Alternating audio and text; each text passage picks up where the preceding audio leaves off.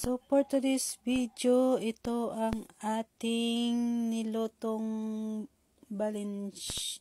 Valenciana.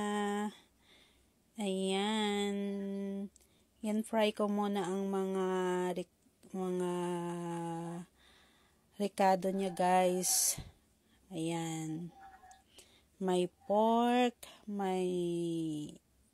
liver, mayroong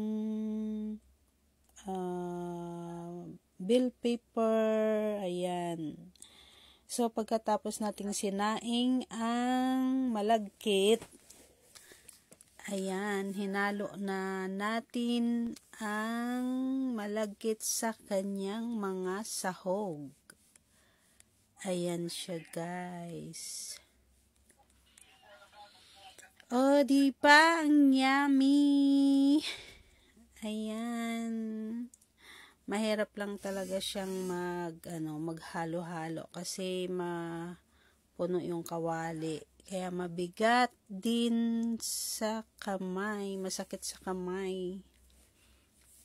Ayan, ay hinahalo muna natin hanggat sa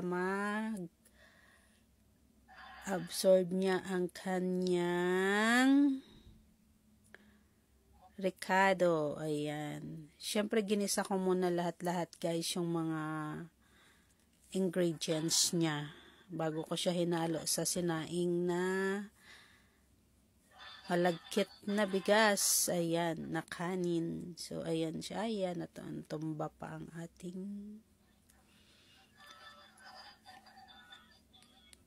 niluluto. Ayan, tapos na, guys. Ayan na siya ang kinalabasan niya. Ayan ang finished product niya. O, diba, isang kawali na punong-puno. Ayan na siya, guys. Ang ating niluto for today. Pero bukas pa namin yan kainin. Ayan.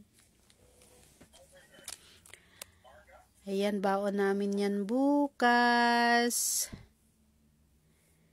So, ayan ang aming baon bukas ng umaga.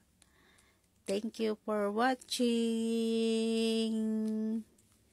Bye-bye.